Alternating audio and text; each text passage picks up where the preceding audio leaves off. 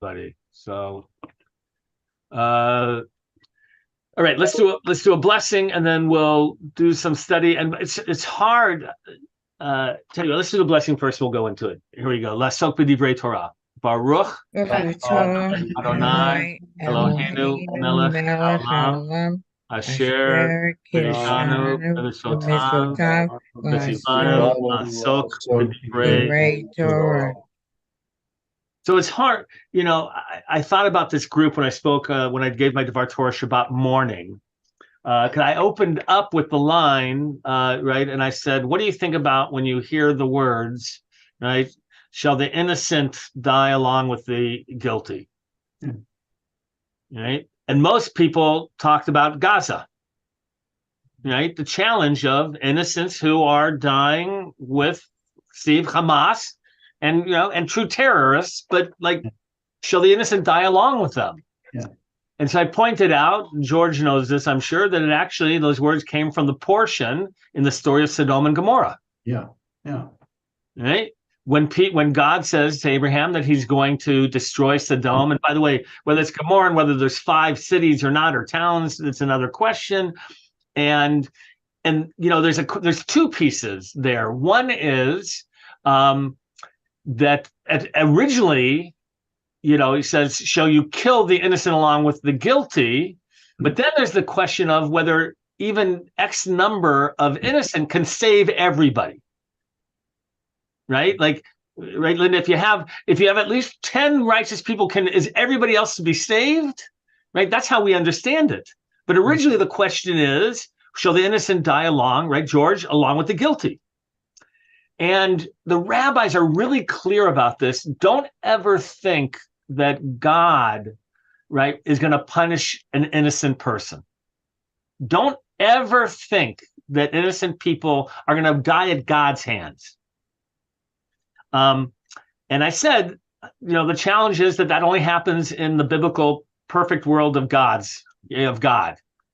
Right? That when it comes to human conditions, warfare, other things, unfortunately, you can't make that perfect moral distinction. And so we talked about it, and I said it's so important to know when rabbis, commentators, this relates to our group, are talking about, because you need to know where they're from, what generation they live in, and what issues they're addressing. Correct?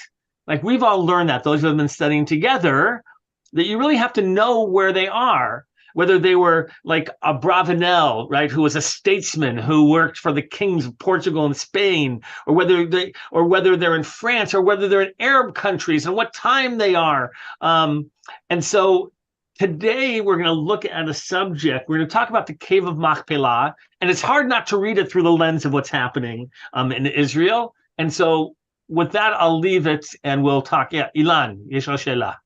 אני לא כל כך שואל. I'm not asking so many.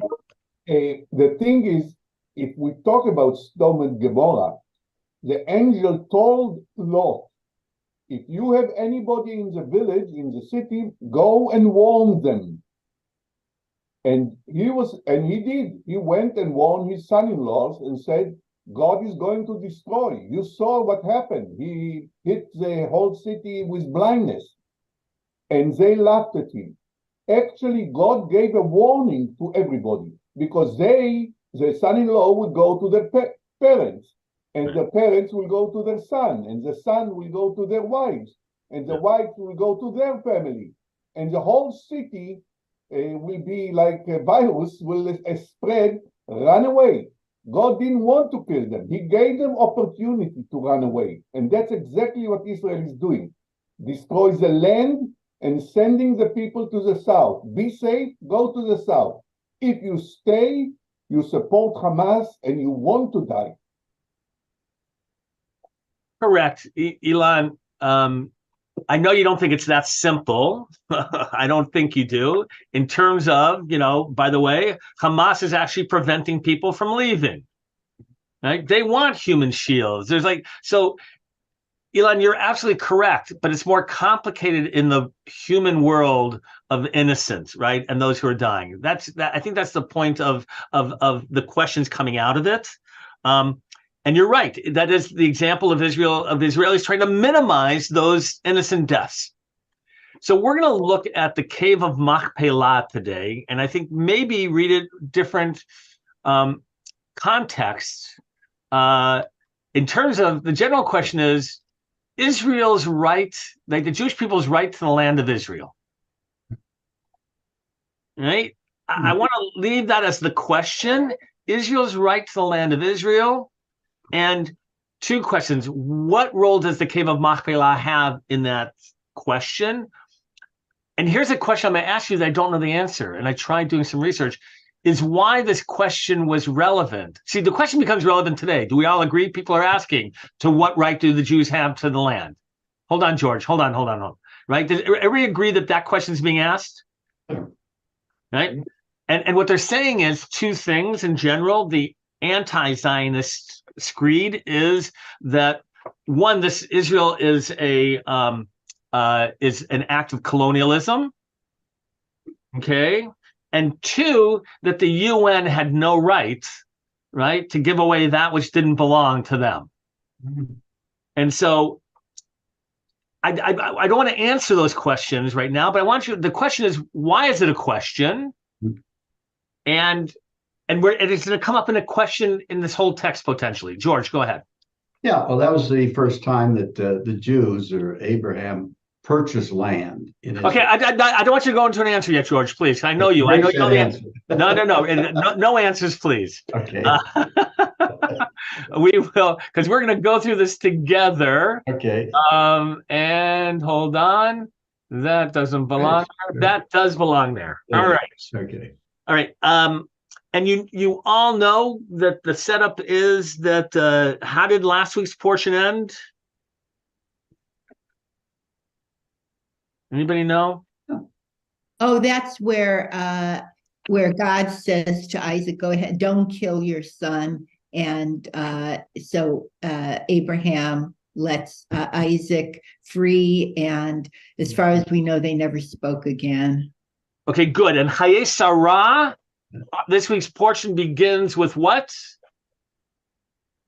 Sarah's death, yeah. The death of Sarah, correct? Unrelated to what we're talking about, but some may know there's a midrash that says that when she heard, what Abraham sought to do, that Satan came and told her that actually he had done it, and that she, that her life left her and she died on the spot. You can read into it an a heart attack, whatever it might be. And now we're dealing with Isaac and what his life is going to be. In the meantime, the cave of Machpelah is generally read as, Abraham wants to bury Sarah. And how's he going to go about doing it? So let's read it, and then we'll talk more about it. Let's start. Lisa, we have two Lisas. Lisa Goldstein, would you like to begin reading? Could you make it just a little bit bigger? For you? Absolutely. That's really perfect. So I can't read the Hebrew on top, but that's fine. I won't make you read the Hebrew. And entreat for me to Ephron, the son of Zohar, that he may give me the cave of Machpelah, which he hath, which is in the end of his field. For the full price, let him give it to me in the midst of you for a possession of a burying place. 24. All right, good. So this is Abraham who wants to bury Sarah and feels that he has to buy a parcel of land in order to do it. This is the cave of Machpelah, which is in what city? Hebron, isn't it? Is in Hebron. Have any of you been to Hebron? Stan, you have. Anybody else? Jack, have you been to Hebron? Jack, how long ago were you in Hebron? I was in Hebron in 1979. So no, that's why I ask, right? Hebron in 1979 was very different than Hebron in 2023, right? Absolutely. Hebron in those days was actually a peaceful place by and large. Jack, I seem to recall that in those days. I think it was peaceful. I just remember there were a lot of Arabs there. A lot of guards around No, a lot of Arabs, I said. a lot of Arabs. A lot of Arabs there. That's what I remember about it, actually. It's just being teeming with Arabs. It was clearly an Arab town, by the way, that was on that by the way, there was a Jewish community in there. What was the massacre of Hebron, right? I think in 1929, 31, somewhere around there. So there are Jews that were killed, but there was a very small, certainly, right after 48, there were no Jews there, right? When Hebron was in the West Bank or the disputed territories. And Jack, do you know what it looks like today or no? Isn't it like a totally armed camp? I It mean, is. where the Jews are, it's completely armed, and then where the Jews aren't is not so bad. Yeah, you really feel as if like it feels oppressive, and you don't. And as a Jew, I felt terribly uncomfortable being there. Right, like there were like barricades. Palestinians can't come in that area. The whole main street, Jack, is boarded up. Like all those shops that are there, they're just all closed because that becomes the corridor that was like a no man's land where Jews can come down and the Palestinians have to go. It's a very uncomfortable place, really, to be. I find it Jewishly, but there is a Jewish, and this is why I'm sharing with you. This story is about the Jewish claim to that area and about the continuity of Jews there. All right. So let's keep going, Lisa Goldstein, if you will, please. Having read that and understand it, you get this now. Everybody understand the context of what we're talking about now? Yeah. Okay, good. Go ahead, Lisa. A protracted and wearisome process of negotiation is detailed at the beginning of this week's Sidra in connection with Abraham's purchase of a burial ground for his family.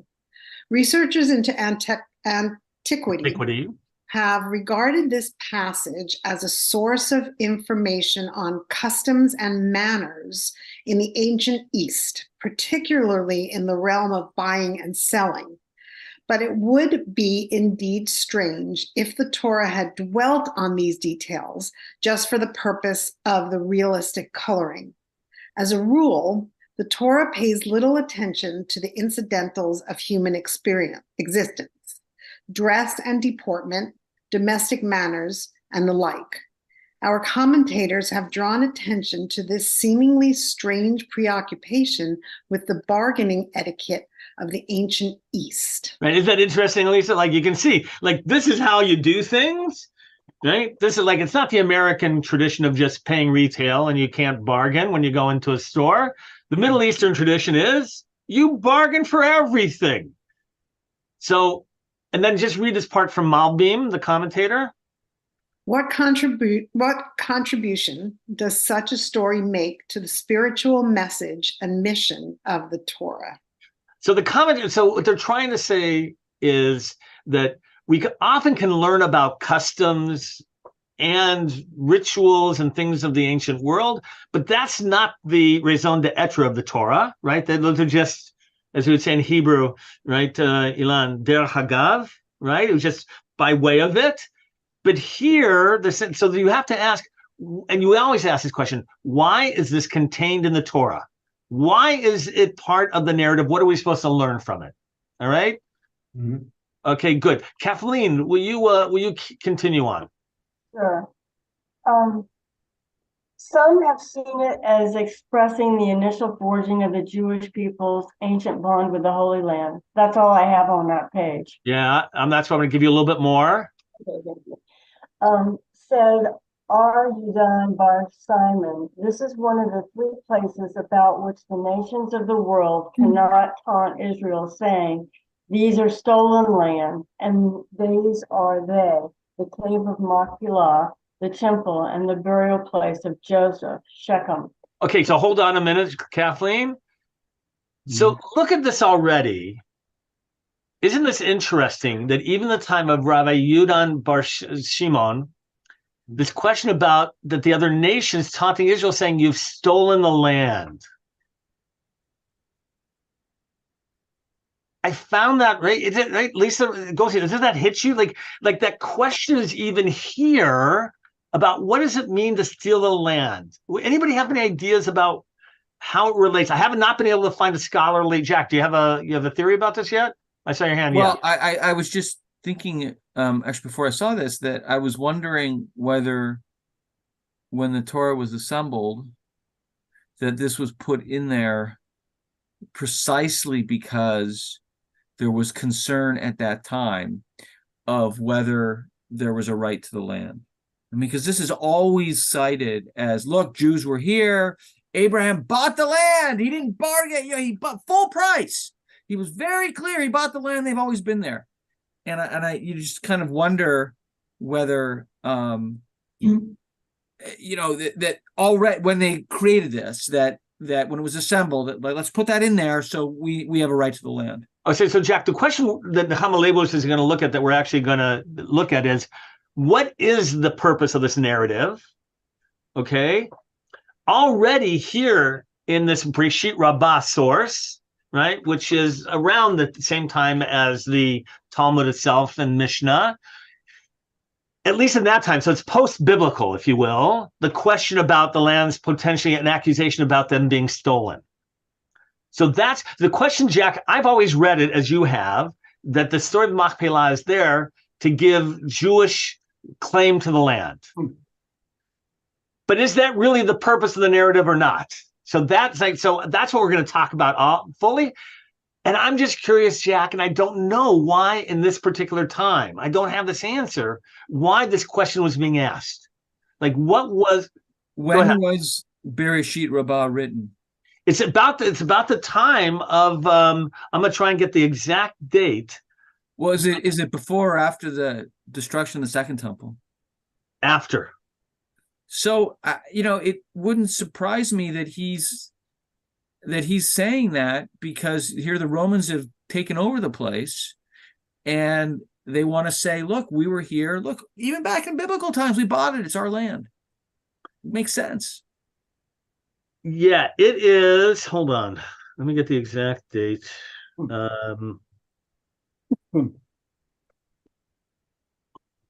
what I can find. Talmudic era Midrash on the book of Genesis. Doesn't give the exact day. They're saying about the time of about 500. So Jack, it's interesting. Were they trying to erase? Like, we do know, if you don't know, when the Romans destroyed the temple and everything, they wanted to erase, and this is probably tied to it, the Jewish connection to the land. In fact, they renamed Jerusalem. Anybody know what it was called? Yeah, Aurea Capitola or something. Aelia Capitolina. Okay. That's right. So Jack, you're right. There is this attempt for the Romans to erase the Jewish connection. And that may be part of it, right?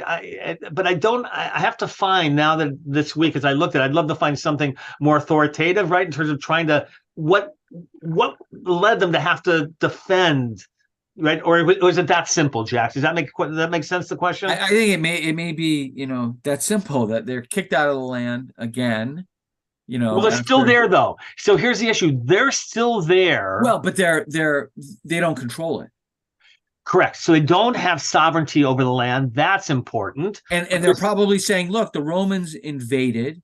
It was never their land. It was our land. They came in and took it over. And here's the proof. Yeah, it could be that simple. Absolutely. All right. Let's who is reading? Kathleen, you want to finish this? I interrupted you. So sorry. Sure. No. And Abraham hearkened unto Ephron, and Abraham weighed to Ephron the silver, the temple, as it is written. 1 Chronicles 21:25. So David gave to. Okay, so Kathleen, here's what they're going to do, with my apologies. They're going to give you the 3 different proofs now from the Bible that indicate why there's no question the cave of Machpelah, the temple, and Shechem, right, are Jewish property. Right, belong to the Jewish people. So they're giving biblical verses. The first one is from our portion, that Abraham gave him the weight to Ephron of silver, and he purchased the land. Right, it was purchased. Good. And then so David gave to Ornan for the place 600 shekels of gold by weight, and the burial ground of Joseph, as it is written in Genesis 33:19. And he bought the parcel of land where he had spread his tent, at the hand of the children of Hamor, Shechem's father, for 100 pieces of money. Good, Kathleen. So these are 3 examples and proofs of where in the land of Israel, from the time of Abraham and Joseph to David, where land was actually purchased and nobody could accuse the Jews of not owning the land. Okay. By the way, who owns most of the land in Israel, the land of Israel? Jewish National Fund? Jewish National Fund is correct, right? Because it, by the way, belongs to the Jewish people, George, and it shouldn't belong to individuals, which is the whole, by the way, lesson of the Yovel, the Jubilee, and the right that it always returns to its ancestral, if you will, origins. There is private-owned land, by the way. There are Israelis who land outside of what JNF owns. And who is the outside of JNF, who's the largest landowner in Israel? Government? Stan? One of them is the Armenian Church. Yeah. Oh. Yeah. Armenian and Greek, I think, church. I think, forget who the Knesset sits on land owned by one of them. Believe it or not. Remember, what JNF was doing, right, from the 1800s and on, in terms of buying, land, the church, Catholic, the Greek and Armenian, I think, were buying it, I want to say in the 1500s, 1600s, when they were trying to create religious establishments in Israel. And so they were literally buying the land from the people who live there. And so it is fascinating. All right. So this is 3 cases where nobody, Jack, like we said, Jewish owned, right? Like, we didn't steal it. We have it, legally. All right, good. Eileen, you want to continue? From where? From Ibn Ezra. Okay. Ibn Ezra suggests another reason for the story of the sale of the burial plot. No, sorry. Ibn Ezra similarly regards this chapter. It Up says a little bit higher? Yeah, do you see it? Yeah. Ibn Ezra suggests another reason. No, sorry. The paragraph ahead of that. What praise is this? Ibn Ezra similarly regards this chapter as having been written to make known the preeminence of the land of Israel over all other lands, both for the living and the dead. Oddly enough, hold on. I'm gonna have you stop there. So Ibn Ezra, right, who's 12th century Spain, he talks about what's the goal. We're going back to that question. What is really the goal of the story? Right? We have our own reading and narrative, but they're arguing over this. And so Eileen, he says, is to make known the preeminence of the land of Israel over all lands, both for the living and for the dead. So it's trying to elevate, not about Jewish ownership, but simply elevate the status of the land. So go ahead. Oddly enough, it is Rambam, that rebuilder of the Ramban, by the way, with an N, just Nachmani, because that's an important distinction. Ramban, that rebuilder of the Jewish community in the Holy Land after the havoc of the Crusades, who opposed this interpretation of Ibn Ezra's. What praise is this for the Holy Land? Surely he, Abraham, would not have taken her to another land to bury her. Right. So Ramban is interesting, Nachmanides, because he's about the return to the land. In fact, in a famous dispute with Rambam, who's 100 years earlier approximately, Ramban, Nachmanides, makes it a mitzvah. One of his 613 mitzvot is to live in Israel. Rambam, really? Rambam Maimonides does not include it amongst the 613 mitzvot. It's interesting. One rabbi sees it as a mitzvah to live there, and the other one does not. So, because people were spread out. How could, if they're living in Rome, under Roman rule in another city, and they're living in other cities, it shouldn't be a mitzvah if you can't get there. Well, they can't. So they can get there. So here's what you need to know. This is who's in control of Israel or that part of the world in the 12th, 13th centuries? I think it's Rome. The Muslims. No. It's the Ottoman Empire. Right? It's already the Ottoman Empire. And actually, Eileen, there are Jews that are living there and in different periods, mostly in Jerusalem, but they are in other places. In the 15th century, in the 16th century, I guess, more 15th, mystics come to Israel, by the way, to what city? And Sfat, George, exactly. Right. And then in other areas, there's a resurgence, a regeneration of the Jewish communities. But I mean, Jews are always there. They can go. Again, Ramban moves there at the end of his life. So it's possible. And what he's doing, Eileen, is he's elevating it to a mitzvah, which is a significant move by Ramban Nachmanides to say, Eileen, if you can, you should be making that move to Israel as a mitzvah. Well, he's just saying it because he did. Well, by the way, I would like to think that he, is standing behind his beliefs, right? That he believed in it, and that's why he ended up there. All right, Stan, go ahead. But for all the other mitzvah, you look at a particular passage of the Torah and say, it's here, this is a verse. What verse is he talking about? I'm sorry, repeat that last part. I said, regularly for the mitzvot that we observe, we say that this is this verse or that verse. It comes from this part of the Torah. What specific verse is Ramban referring to when he's saying it's a mitzvah to live there? Does he have a verse that he points to? Oh, that's a great question. Yeah, I'm sure he does. I'd have to go back to the mitzvah. Thank you for asking that question, because that's always an important question. He has it, and I'm not sure if it's our story or not, to tell you the truth, or just the general command, right, of God to be in the land and that it's ours. That's a great question. I don't know his proof verse for it.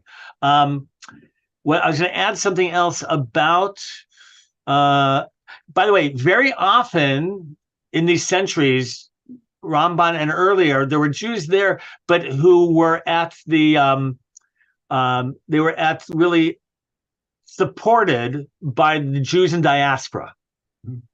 Right? They had no way of really taking care of themselves, of enterprise. And so this is the time when, by the way, when the beginning of raising money is before JNF for Israel, when they would go around, raise money to support the Jews in Israel.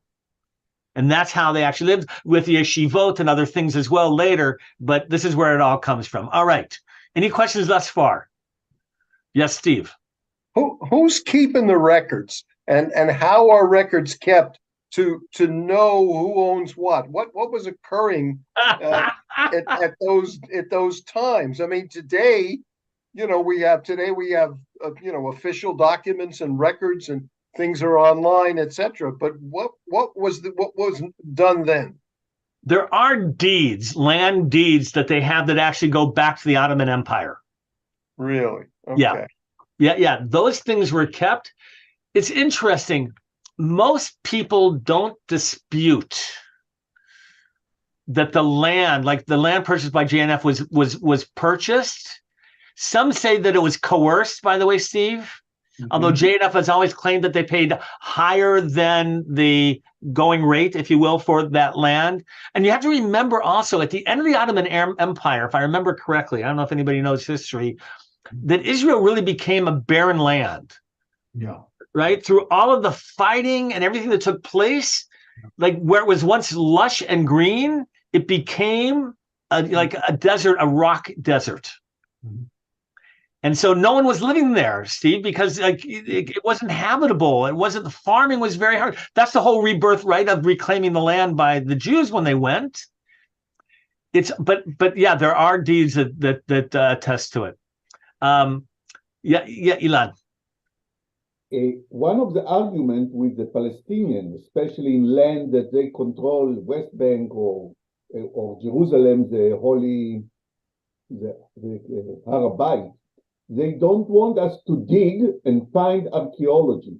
Yeah. Because every archaeology that we find with written Hebrew words, coins, shows that we were the Jews down here and own the land. And they try to hide it or to erase it. They will break archaeologists' finds just so we will not find it. And that's why they don't want us to dig under the Harabai, under their Misgad al-Aqsa, because they are afraid we will find a real proof. Look here. Here it is. This is ours, and you get out of here. So there was, Elon, there was about, I want to say 30 years ago, probably, right? There was a big move to excavate the Waqf, is that how it's pronounced? I forget who has they were given control, right, by Israel over the Temple Mount. They were excavating underneath what was, I think, called Solomon's Stables. And Elon, you're right. They were taking out all of these archaeological finds and actually dumping them secretly into other areas because they wanted to erase the Jewish connection to the Temple Mount. You're exactly right. And by the way, every time you read, it's been said, and Steve, this is interesting, that historians in revisionist approach are trying to, in their own way, erase the Jewish sovereignty and right to the land. And all of those and articles that are geared towards other people were there and Jews weren't, don't just have historical, consideration, but they're really about a much deeper way of delegitimizing the Jewish sovereignty of the land. So it's all part of that. Stan, let me go on if we can, if you don't mind. I just want to make sure we finish everything. Thank you. Did Eileen, you were reading? I was, but is it from what praise? Ibn Ezra suggests another reason. For the story of the sale of the burial plot in this week's Sidra, to confirm the word of the Lord to Abraham that it would be his inheritance. All right. So hold on. So that is, Jack, again, a different reason given for what the story is about. God promised to Abraham, the land, and that this was going to be the first step of confirming that. Then why did he have to buy it? That's a question. Thank you. All right. Let's continue on. Well, I might answer that later. Hold on. I'm going to call on somebody else. Anita, would you like to read? Sure. Okay, I've got to find it though. Yeah, in this brief explanation. Okay. In this brief explanation, he exposes the idea that the chapter indicates the beginning of the fulfillment of the divine promise to Abraham, which kept recurring, commencing from the opening of words of Lech Lecha, to thy seed will I give this land. Through the detailed delineation of the ideal borders of the country at the covenant between the pieces, the promise of greatness and kingship at the covenant of circumcision, and ending with the words, and thy seed shall possess the gate of his enemies, at the story of the sacrifice of Isaac. Good. So, Anita, those are the three times at least where the idea about the promise of the land from God to the Jewish people is articulated. All right, so keep going now. Ramban elaborates on this idea. The chapter was written in order to dwell on the loving kindness of God to Abraham, who became a prince in the land to which he had come as a stranger. Though he had never told anyone that he was a prince or great man, they nevertheless addressed him by the title my Lord. Even in his own lifetime, the Almighty fulfilled for him the promise of, and make thy name great, and be thou a blessing. His wife died and was buried in the inheritance of the land. The Torah also wished to tell us the burial of the place of our sainted forefathers. All right. So what is, like Jack pushed us to ask the question before, what's the purpose of the story? Right? According to Nachmanides, to Ramban, what's the purpose of the story? He has two reasons.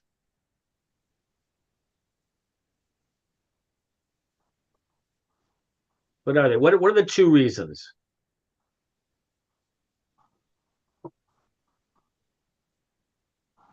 We stuck a little bit. That Israel, that the Jews own the land. No. That's not actually not here. Well, that's what he says, Ibn Ezra. Ramban. I'm looking. Sorry, thank you for clarifying. I'm looking at the section that we just read. This last chapter, right? There's two reasons what he's talking about. Oh, One, he said, oh, right? When That's- does I'm sorry. Israel really take? When do the Jewish people really take control of the land? probably after the crusade. No, they don't. According to the Bible,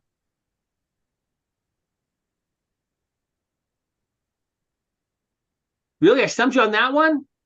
Well, this is written way after No, everything. yeah. You're correct. But according to the Bible, George, when was that promise fulfilled?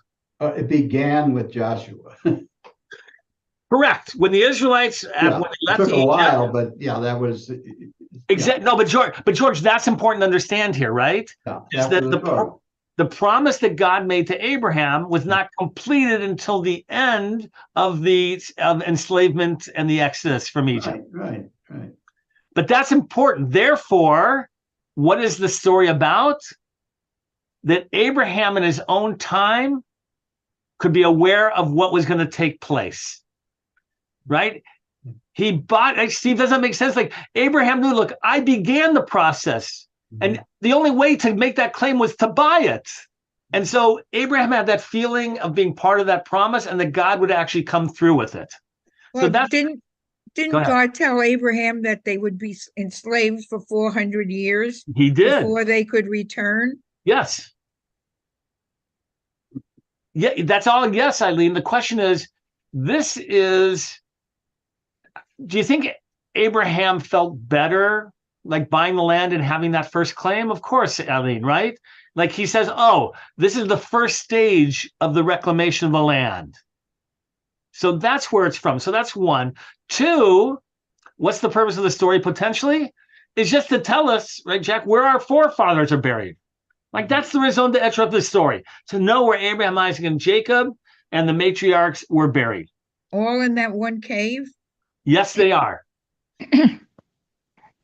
Yep. Anita, question?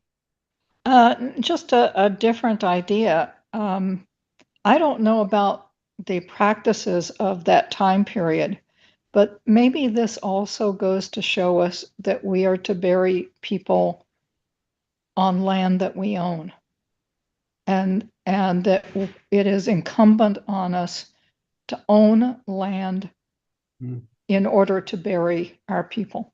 So yes, Anita, there are later on the rabbis. You're the good daughter of a rabbi, right? Rabbinic Judaism determined what things do you need to have in a community, a Jewish community? Cemetery. Cemetery is the first thing that you have to do. Mikvah. Yep, you need to have a cemetery to bury Jewishly people. What else do you need? Mikvah and School. School isn't in there as much as a requirement. I think Beit Midrash probably in that language probably does. And place of worship? No, not necessarily. I mean, they did that naturally. You didn't have to have you had to have a doctor. Oh, yeah. That's right. Right? Isn't that something? Like they weren't just concerned about Jewish religious things. They were actually concerned about what does it mean to build a society that is going to be functional and be cared for. I think it's brilliant on that part. Lisa, the other Lisa, would you like to continue? However, a closer look at the story. They probably are cardiologists, but they just look at the story does not give us a picture of Abraham behaving as a prince towards the owners of the land. On the contrary, the chapter is full of Abraham's petitions and prostrations. Hizkuni comments on this as follows: "And Abraham rose up and bowed down to the people of the land. Abraham needed all of them. Though Ephron had sold him the field, Abraham has not authorized to use it as a burial ground without the permission of his fellow citizens. He had therefore had to rise up in order to bow down to all of them, even to those behind him. But in bowing down to Ephron, who was alone. He had no need to rise up, but simply to make obeisance, to prostration requests in front of him. Right. So what they're talking about is they're trying to reject this idea about him being seen as a prince and everything else. And so this is kind of questioning that, because he had to bow down, he had to prostrate, he had to, right? Like he had to really, humble himself before them. Continually. So we'll pick up on this theme. In the light of this, it is difficult to regard this passage as exemplifying, even in the slightest degree, the promise of sovereignty and majesty, which had been promised to Abraham in relation to the land and the inhabitants thereof. All right. So this is against, where Jack and I said that about, like, we think this is about the claim to the land, right? Lisa, this is saying, in fact, no, like he had to, humiliate himself. He had to, make all kinds of petitions. It doesn't show anything like that. But this is just, they're going back and forth. We'll move along. That's why I want to move quickly to get through here. But don't read quickly. Just keep reading at a good pace, Lisa. Go ahead. Okay. It is therefore more plausible to accept the view of our sages that we have here precisely the opposite. No greater contrast could be imagined than that between "and make thy name great," "arise, walk through the land, for unto thee I will give it, and I will give unto thee and to thy seed after thee the land of thy sojournings, all the land of Canaan, for an everlasting possession." And between the story of the humiliation and prostration of the chosen of the Lord in this week's Sidra before the Canaanites, the lords of the land, in which he begs for 4 ells of land, our sages regarded his incident as constituting one of the 10 trials to which Abraham was subjected. The greater the contrast between the promise and the fulfillment, between the vision and the reality, the greater the challenge. Even Gideon, who had been chosen to save Israel, cried out, "If the Lord be with us, why then is all this befallen us?" when confronted by the contrast between the chosenness and high mission of the people and the reality of oppression and humiliation. What is that trying to say? I know as you were reading that, Lisa, you were asking yourself the same thing. Anybody have by the way, Aaron, welcome from Philadelphia. It's always good to see you, my friend, in your bunker. Thank you. It's good to be back. We've missed you. And by the way, since you left us and come back, we are HAMAKOM, right? A merged community of Temple Aliyah Shomrei Torah. Some of the people here are from both. Actually, we have both communities represented, and we are one. Aaron, we are HAMAKOM. We are the place now. All right. Great name. Yeah, thank you. I'm glad you like it. Thank you. All right. So what is this trying to? Anybody have any suggestion? Like, Aaron, this is worse than legalistic language, right? In terms of like what they're trying. Right? What is our sages regard this instance as constituting one of the 10 trials to which Abraham was subjected? So what are those? What would that trial be?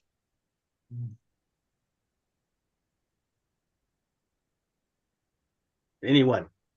Well, what are the 10? I imagine sacrificing your son would be the first. So that was one of the 10. So, but for this what one, what are the other ones? That so I don't want to. Let's not go. If we could talk about all of them. With this, in what way would this one be considered a test of Abraham? That he's not better or greater than the people there. Okay, that might he be has one. to go along with their rules and regulations. So let me phrase it a little bit. Steve, go ahead, try. I was just going to say quickly, he was a humble. He's a humble man. That's a difficult thing to accept sometimes. So the test might be in this way, and I think you both kind of hinted at it. What was he willing to do in order to fulfill the promise of the land to the Israelites? Right? Was he willing, Steve? Was he willing to actually humiliate himself? Yeah. To what? Perhaps. Right? To what lengths is he willing to go to actually get the Jewish, hold on the land, if you will, and to be buried, to have the ancestors buried there. Because, by the way, that's one of the initial importance of the land, right? Is the idea that our ancestors are buried there. All right, so that's one possibility. Let's go on. We didn't do Midrash Hagadol yet. Steve, why don't you read that? The Midrash thus enunciates for us the lesson of the Sidra. I thought he was Come here. and, can you hear me? Yes, yeah. Come and see the humility of Abraham our father. The Holy One, blessed be he, promised to give him and his seed the land forever. Yet now he could only find a burial ground by paying a high price, and yet he did not complain. Moreover, he addressed the inhabitants of the land with humility, as it is said, I am a stranger and a sojourner with you. Said the Holy One, blessed be he, to him, thou didst humiliate thyself. On thy life I shall make thee a lord and a prince over them. Right. So he did. Yeah. So Steve, and I think you skipped a line there. I did? Oh. I think maybe I was right that he did not question the attributes of the Holy One, blessed be he, and did not complain. It did not complain. Sorry. Yeah, it's okay. No, only because, right. So why do you have to go through all of this? Why do you have to do it? If God give him the land, then give him the land. But he went along and he did because he believed, and that was part of the test, Eileen. Right, that he was willing to subjugate himself, to buy the land, to do whatever it took to continue this legacy of Jews in the land. Okay, all right, let's keep going. Whoops, hold on. Sorry, got something on my screen. Even the accuser, Satan, whose function as related in the book of Job, it was to tempt the sons of men and even the most righteous, had to admit that Abraham was able to withstand temptation. Hold on, right there. On the right hand side. Now it fell upon a day that the sons of God came to present themselves before the Lord, and Satan came also among them. And the Lord said unto Satan, Whence comest thou? Then Satan answered the Lord and said, From going to and fro in the earth, and from walking up and down in it. The Satan said before him, Lord of the universe, I have traversed the whole world, and have found no one as faithful as thy servant, that thou didst say to him, Arise, walk through the land in the length of it, and in the breadth of it, for unto thee will I give it. In spite of this, when he could not find a place to bury Sarah, he did not question thy attributes. So even Satan, Steve, quotes Abraham as being, right, a true believer of God, and that he didn't question God. Right, and he was humble. Hey, should I continue? Now let's have Aaron. Let's get a little bit of Mr. Philadelphia in there.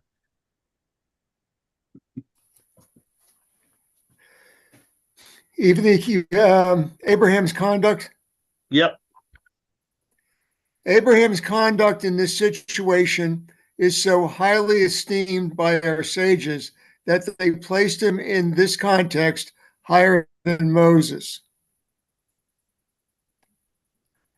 Quote, and I appeared unto Abraham, quote, said the Holy One, blessed he, to Moses, alas, for those who are gone, never to be replaced. Many times I revealed myself to Abraham, Isaac, and Jacob as God Almighty, but I did not make known to them that my name is the Lord, as I have told thee, and they did not question my ways. I said unto Abraham, arise, walk through the land in the length of it and the breadth of it, for unto thee I will give it. He sought to bury Sarah and did not find where until he purchased a place which with money. Yet he did not question my ways. I said to Isaac, dwell in this land, for to them To thee and thy seed shall I give all these lands. He sought to drink water and did not find. And the shepherds of Gerar strove with the shepherds of Isaac, yet he did not question my ways. I said unto Jacob, the land which thou liest thee, I will give to thee and unto thy seed. And he sought a place to pitch his tent, and did not find until he acquired it for 100 kazita. Yet he did not question my ways, and did not ask me what was my name, and as thou did ask. Yet thou at the beginning of my mission did say unto me, what is his name? And at the end thou didst say, since I came to speak in thy name, he hath done evil to his people. All right. That was a long way of saying, right, Aaron, that that Abraham, Isaac, and Jacob are elevated above Moses. Why? Because in those instances, they didn't complain. Where Moses, right, when he's called upon by God, it says, like, who are you? What is your name? Like, why should I go? And so they're just elevating him. So now, in the 5 minutes we have left, Jack, this goes back to the earlier question. What's the purpose of this story? Right? Jack, you and I always believed, I think, right, that is about the claim to the land. Is it not? How might we look at this story now, having read everything? Anybody have any thoughts?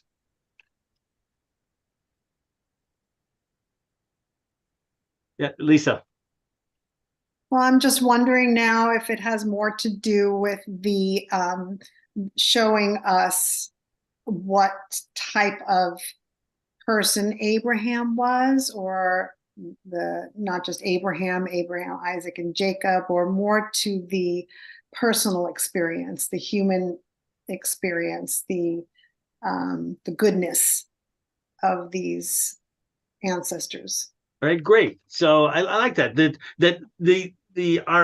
The rabbis, Lisa, are always interested in elevating our ancestors, especially our patriarchs and matriarchs. Sometimes, by the way, whitewashing them, right, of guilt. Sometimes changing the whole narrative where they it looks like they're bad, but we're going to try and understand them as good. So good, Anita. I think also the requirement for us to honor our dead. All right. So that's an important. We have to do this the right way, and it's the beginning of how we honor part of community and tribal connections and so forth. Nice. Okay, good. Jack. I think it may be that we have to take action in order to fulfill God's promises. God promises us the land, so we've got to buy the land. Yeah. Jack, is that a different approach than you looked at it before, or no? Yeah, it is. It's very different. I mean, I'm still skeptical whether I still suspect rather that it was put in there as kind of a way to justify it. But that being said, I think that notwithstanding that certainly what we've learned today, I think it's an interesting idea that the reason that we should take from that story is that God may provide promises or aspirations, but it's really incumbent upon us to fulfill them and to make them happen.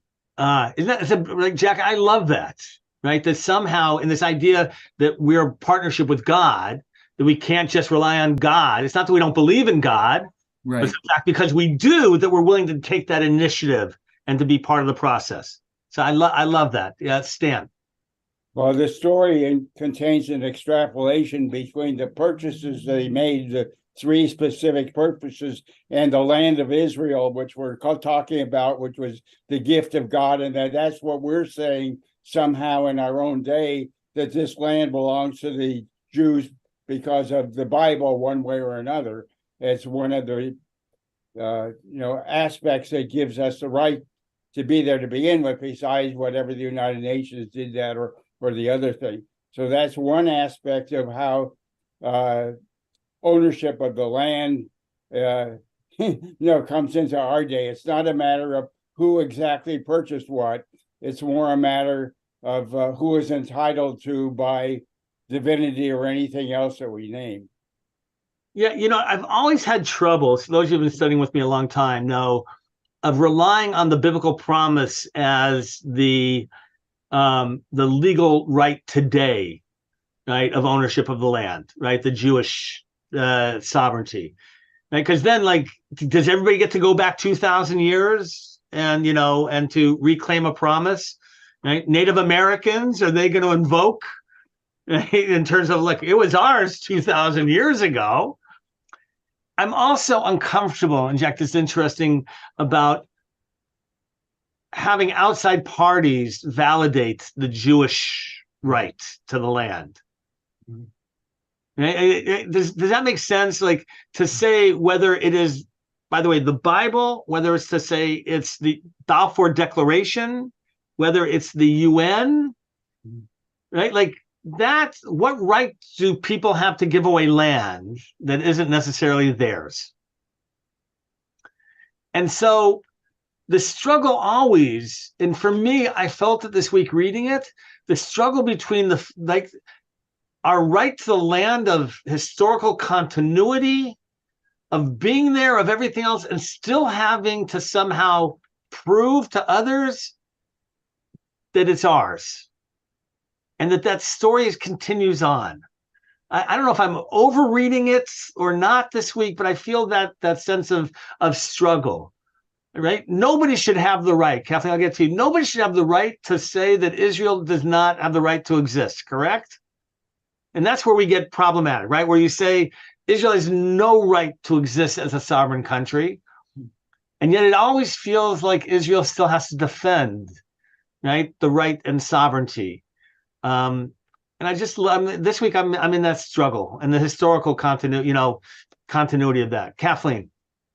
Well, Sykes wrote a great article once about why Jews need the land, and it's because it's a prescription for how to lead our life with God as its center. Because if you have in a secular society more man as its center, it changes how we approach things.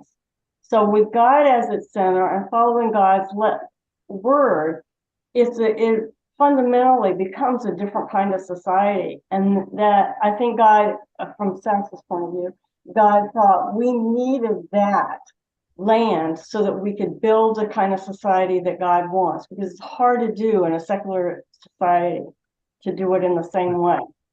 So Kathleen, the problem is if you go to the claim that God gave us the land, right? People are going to argue, right? They're going to say, like, really? Like, that's your claim? I mean, like, what if I don't accept that claim? What if, it gives, for me, it provides a problem to the claim. And here's where I don't think, and I don't know how you feel about this. Like, Israel has never presented, hasbara, or kind of information, the Jewish narrative to the right to the land outside of the biblical promise and the UN vote. And I think that's a problem today, where people don't understand the history. And Aaron, you know this part, right? I don't know if I shared with you that I saw a video that was being shown to the middle school students, 8th grade class.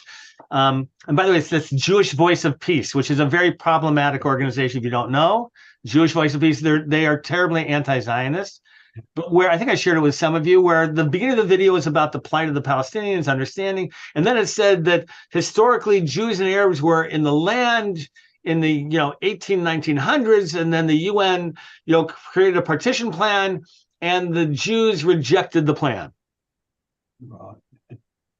Which we all, right, Jack, right? We all know that that's the farthest thing from the truth. Yeah. But the problem is that many people don't know the narrative. They don't know about Oslo Accords. They don't know about evacuating from Gaza. They don't and so it gets. And here's, I think this is my own. It's getting now conflated with all of the other colonialistic kind of enterprises that took place. from every country in the world, right? From France and Spain and England that were conquered and new, right? Western civilizations put there, it becomes part of that basket of which Israel is completely different than every other narrative. And we haven't successfully been able to articulate that. I'm not sure, honestly, how to do that. George, I'm going to give you the last comment. Yeah. The argument that because the Jews were there 3,000, 2,000 years ago, well, the Arabs claimed that they weren't. So there must be something to that claim that's important. Yeah. They said the Jews were never there, whatever. There was no temple. There was no this, no that. But George, the question is ultimately, is a claim that you were there 3,000 years ago sufficient reason to claim the land today? Well, we weren't here, 200 years ago where we are, or 400 years ago in America. So we're here, okay. Yeah, but so by the way, continuity on the land is one thing. Aaron, thank you for that comment in terms of an article. Because you're right, Aaron, it's being conflated now, right, with this whole anti-colonialism that's taking place worldwide. And it's a very different narrative. And so, George, that's my concern, that if we draw on the historical context of 2,000, 3,000 years ago, then you're going to go back to Native Americans and everybody else that wants to reclaim, right? If you're going to go on a biblical promise and go like, that's fine, but that doesn't count. I'm so sorry. Just because you say God promised you. So there needs to be a better articulation. And this is, I believe, one of our greatest challenges right now and problems. I think this is the anti-Zionism / anti-Semitism on college campuses, is that I think rather than just being angry, I think that, there's a challenge to the Jewish community. We need to create a new narrative, right, that really articulates, right, why. And we're reluctant to do it because why should we have to defend it? And why should we have to argue it? And, go ahead. I'm not talking to you, but, in general, I'm tired of this argument. There's like 200 countries. There's only one they question the existence. You could question just about any place. Why should that country be ruled by whatever, was taken over, and so on and so forth. There's one country that the world is concerned about that shouldn't exist, and it's us, I'm tired of it. Yeah. No, I don't disagree with you, but the question is, do we just say that we're tired of it? We don't want to argue about it. It's ours. We're not. I think, and we do have to fight. But arguing doesn't work. We've seen that. We haven't convinced anybody. I just think that we have not created. We've relied on the Holocaust and the UN partition plan and the Balfour Declaration as the raison d'etre for Israel, and those don't hold water anymore. They just don't. For today. No, they don't for today. And people say, in fact, Stan, people will say that ties to the illegitimacy of Israel. And so that's part of the danger. And I think that's part of the conflict. Anyway, isn't it amazing every week when we read it somehow relates to something going on and about holding on, about the land and having to defend our right to it and our belief that it's ours. It's an ongoing story. Anyway, you all be well, take care.